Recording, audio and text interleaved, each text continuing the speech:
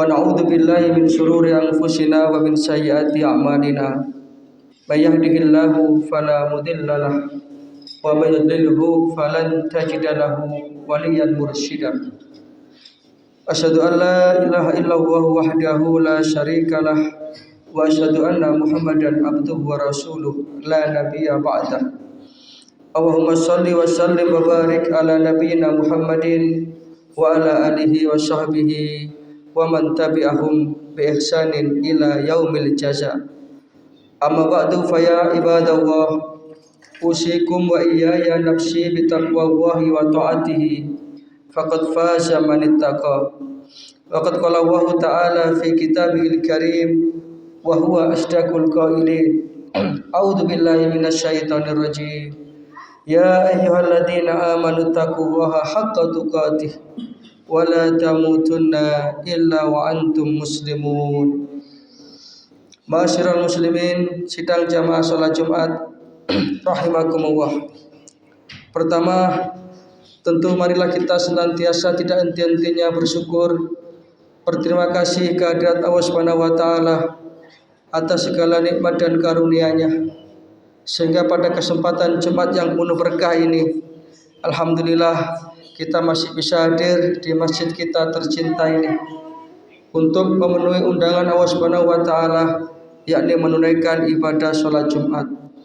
Mudah-mudahan ini semua akan dicatat sebagai amal solih. Yang kedua, salawat serta salam mudah-mudahan senantiasa terlimpah kepada junjungan kita baginda Rasulullah sallallahu alaihi wasallam. Ma'asyiral muslimin, sidang jamaah salat Jumat rahimakumullah. Sebagaimana yang kita ketahui bersama bahwasanya salah satu keistimewaan bulan Ramadan ini adalah bulan ini dipilih oleh Allah Subhanahu wa taala sebagai bulan diturunkannya Al-Qur'anul Karim. Syahrul Ramadan alladzi unzila fihil Qur'an hudal linnasi wa bayyinatin minal huda wal furqan. Jadi Al-Qur'an ini diturunkan oleh Allah Subhanahu wa taala di bulan Ramadan ini. Maka satu di antara amalan-amalan yang utama kita lakukan di bulan Ramadan ini adalah membaca Al-Qur'an. Membaca Al-Qur'an dalam artian tidak sekedar membaca.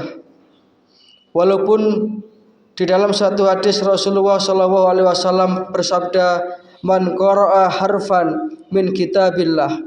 Siapa yang membaca satu huruf dari Al-Qur'an, maka falahu hasanatun. Baginya akan mendapatkan satu pahala kebaikan. Wal hasanatu bi asri amsalihha. Dan setiap satu kebaikan akan dibalas 10 kali lipat. Itu di luar Ramadan. Di dalam Ramadan tentu akan berlipat ganda lagi keutamaan dan pahala dari membaca Al-Qur'an. Itu masih membaca saja.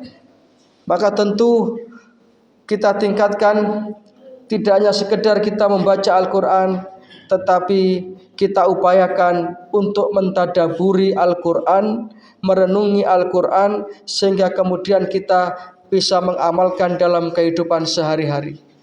Karena Al-Qur'an ini adalah pedoman hidup kita umat Islam. Seluruh permasalahan kita dalam hidup, jawabannya itu ada dalam Al-Qur'an. Tuntunan kehidupan ini sesungguhnya ada dalam Al-Qur'an. Sampai kemudian Rasulullah bersabda, "Man ja'alal Qur'ana amamahu." Siapa yang dalam hidupnya ini menjadikan Al-Qur'an sebagai imamnya, sebagai petunjuk hidupnya, setiap yang ia lakukan selalu merujuk kepada Al-Qur'anul Karim, maka qadahu ilal jannah. Al-Qur'an akan menuntun dia, Al-Qur'an akan membimbing dia menuju ke surganya Allah Subhanahu wa taala. Maka ma'asyiral muslimin, sidang jamaah salat Jumat rahimakumullah. Kesempatan di bulan Ramadan ini, marilah kita memperbaiki hubungan kita dengan Al-Qur'an. Yang mungkin selama ini kita sering mengabaikan Al-Qur'an. Yang mungkin selama ini kita belum bisa setiap hari membaca Al-Qur'an. Padahal Al-Quran itu sesungguhnya adalah bentuk kasih sayang Allah Ta'ala kepada hambanya yang beriman. Seolah-olah Allah mengatakan, wahai hambaku, aku mencintaimu. Aku tidak ingin engkau hidup itu tersesat. Maka aku turunkan Al-Quran itu sebagai pedoman. Sehingga ketika kita itu menjadikan Al-Quran sebagai pedoman hidup kita, maka berarti kita berada dalam kasih sayang Allah Subhanahu wa Ta'ala. Maka melalui forum khutbah Jumat yang singkat ini, saya mengajak pada diri saya pribadi dan para jamaah sekalian, marilah kita perbaiki kembali hubungan kita dengan Al-Quran itu. Jangan sampai kita melewatkan hari kita itu dengan tanpa membaca Al-Quran. Dari 24 jam, masa tidak bisa kemudian kita barang 30 menit atau maksimal ya 1 jam lah, lebih-lebih di bulan Ramadan ini kita membaca Al-Quran dengan menghayati dan memahami artinya. Sehingga ketika kita membaca Al-Quran dengan menghayati artinya, itu seolah-olah kita merasakan kita sedang dinasihati langsung oleh Allah Subhanahu wa Ta'ala. Dan itu adalah saat yang paling indah. Kita baca Al-Quran dengan tenang, kemudian kita fahami isinya, kita renungkan maknanya. Sehingga Sayyidatuna Aisyah radhiyallahu anha, ketika beliau ditanya tentang akhlaknya Rasulullah, wahai Aisyah, bagaimana akhlaknya Rasulullah? Beliau kemudian menjawab, kana Rasulullah sallallahu alaihi wasallam khuluquhul Quran. Adalah Rasulullah sallallahu alaihi wasallam itu akhlaknya akhlak Al-Quran. Artinya Rasulullah dalam setiap langkah beliau selalu merupakan perwujudan, manifestasi dan pengamalan dari ajaran Al-Quranul Karim. Maka dengan demikian, ketika kita ingin mengikuti Rasulullah Shallallahu Alaihi Wasallam, ya walaupun kita tidak bisa 100% mencontoh beliau, tapi paling tidak upaya kita untuk menjadikan Al-Quran kita ini sebagai petunjuk kehidupan, atau bahasa yang agak kekinian, ya, sebagai map kita, sebagai peta hidup kita. Jadi Al-Quran ini akan memberikan tuntunan-tuntunan kehidupan yang akan menjadikan kita itu sebagai hamba Allah yang bahagia di dunia, lebih-lebih bahagia di akhirat. Sebaliknya, barang siapa yang meremehkan Al-Quran, barang siapa yang kemudian mengacuhkan Al-Quran, maka Allah Subhanahu wa Ta'ala mengancam orang yang seperti ini. Sebagaimana firman-Nya di dalam Al-Quran surat Toha, ayatnya 124 sampai 125 insyaallah. Allah Subhanahu wa Ta'ala berfirman, a'udzubillahi minasyaitonirrajim. Wa man a'rada an dzikri. Barang siapa yang melalaikan peringatanku. Dalam tafsir Jalalain dijelaskan bahwa ad-dzikri ini adalah Al-Quran. Siapa yang melalaikan Al-Quran? Melalaikan itu ya bisa dalam arti tidak pernah membaca, bisa berarti mengacuhkannya. Maka apa ancaman dari Allah? Fa innalahu ma'isyatan donkah. Aku akan berikan kepada mereka itu, orang yang melalaikan Al-Quran itu, kehidupan yang sempit, kehidupan yang sumpek. Rumahnya barangkali luas, tetapi dia tidak akan pernah merasakan ketentraman di dalam rumah yang luas tersebut. Itu yang dimaksud kehidupan yang sempit. Hartanya barangkali banyak, tapi harta yang banyak belum bisa menenangkan hatinya. Kenapa? Karena dia mengabaikan Al-Quran. Sehingga kehidupan dunianya itu selalu diwarnai dengan kegelisahan-kegelisahan. Dia tidak akan menemukan ketenangan hidup karena dia melalaikan Al-Quran. Itu di dunia. Yang lebih mengerikan lagi di akhirat, Allah Ta'ala mengancam wa nahsyuruhu yaumal qiyamati a'mah. Dan orang yang seperti ini, orang yang mengabaikan Al-Quran, nanti akan dibangkitkan di hari kiamat dalam keadaan buta. Ini firman Allah, ini Al-Quran. Jadi mereka yang di dunianya tidak pernah mendekatkan dirinya kepada Al-Quran, malah dia justru membelakangi Al-Quran, meremehkan Al-Quran, selain kehidupan dunianya sempit, maka nanti di akhirat dia akan dibangkitkan dalam keadaan buta. Mudah-mudahan kita termasuk hamba-hamba Allah yang bisa mendekatkan diri kita dengan Al-Quranul Karim. Kita jadikan Al-Quran ini sebagai pedoman utama kehidupan kita. Lebih-lebih di bulan Ramadan ini, yang dengan itulah kita termasuk hamba-hamba Allah yang dibimbing untuk menuju jalan kebenaran, menuju jalan keselamatan, menuju jalan kebahagiaan di dunia ini, lebih-lebih di akhirat nanti. Demikian yang bisa kami sampaikan. Mudah-mudahan yang sedikit ini ada manfaatnya. Kalau ada yang benar, semua datangnya dari Allah, mudah-mudahan menjadi hidayah. Kalau ada yang salah, semua karena keterbatasan kami, mudah-mudahan diampuni oleh Allah Subhanahu wa taala.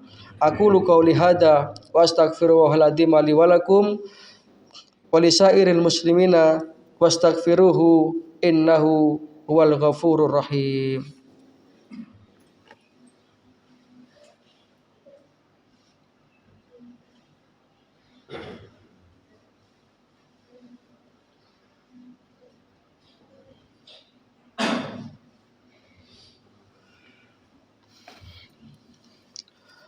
Alhamdulillahilladzi anzalal Qur'an hudal linnasi wa bayyinati minal huda wal furqan.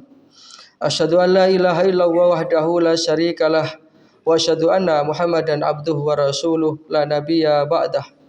Allahumma shalli wa sallim wa barik ala nabiyyina Muhammadin wa ala alihi wa sahbihi wa man da'a bi da'watihi wa sanna bi sunnatihi ila yaumi liqa'i rabbih. Amma ba'du fa ya ikhwatal iman rahimakumullah. Usikum wa iyaya nafsi bitaqwallahi wa ta'atihi faqad fazal muttaqun la'alakum turhamun la'alakum tuflihun. Faqad qala Allahu tabaraka wa ta'ala fi kitabil karim wa huwa asdaqul qailin. A'udzu billahi minasyaitonir rajim. Ya ayyuhalladzina amanu taqullaha haqqa tuqatih wa la tamutunna illa wa antum muslimun. Wa qala aidan fi ayatil ukhra ya ayyuhan nasu taqu rabbakumul ladzi khalaqakum min nafsin wahidah wa khalaqa minha zawjaha wa bassa minhuma rijalan katsiran wa nisaa wattaqu wahalladzi tasaaluna bihi wal arham innallaha kana 'alaikum raqiba. I'lamu anna Allaha amarakum bi amrin bada fi bi nafsi wa sana bi malaikatihi musabbihati bi qudsi wa qala ta'ala wa lam yasal qailan alima inna Allaha wa malaikatahu yusholluna 'alan nabi ya ayyuhalladzina amanu shollu 'alaihi wa sallimu taslima. Allahumma sholli ala Muhammad wa ala ali Muhammad kama shallaita ala Ibrahim wa ala ali Ibrahim wa barik ala Muhammad wa ala ali Muhammad kama barakta ala Ibrahim wa ala ali Ibrahim innaka Hamidum Majid. Allahumma ighfir lil muslimina wal muslimat wal mu'minina wal mu'minat al ahya'i minhum wal amwat innaka sami'un qaribun mujibud da'wat ya qadiyal hajat. Allahumma rabbana taqabbal minna salatana wa siyamana wa qiyamana wa sujudana wa ruku'ana wa takhassu'ana wa tadarru'ana wa tamim taksirana ya arhamar rahimin. Allahumma nawwir qulubana binuril Qur'an wasabbit aqdamana bi jihadil Islam wahtim lana bi husnil khatimah. Rabbana ja'alna muqimas shalah wa min dzurriyyatina rabbana wa taqabbal du'a. Rabbana ighfir lana wa liwalidina wa lil mu'minina yauma yaqumul hisab. Rabbana atina fid dunya hasanah wa fil akhirati hasanah wa qina adzabannar wa adkhilnal jannata ma'al abrar ya azizu ya ghaffar ya rabbal alamin. Subhana rabbika rabbil izzati amma yasifun wa salamun alal mursalin walhamdulillahi rabbil alamin. Ibadallah, inna Allaha ya'muru bil adli wal ihsan wa ita'i dzil qurba wa yanha 'anil fahsya'i wal munkar wal baghi ya'idukum la'allakum tadhakkarun. Fadhkurullahal adzima yadhkurkum washkuruhu ala ni'ami yazidkum wad'uhu yastajib lakum wa la dzikrullahi akbar wallahu ya'lamu ma tasna'un.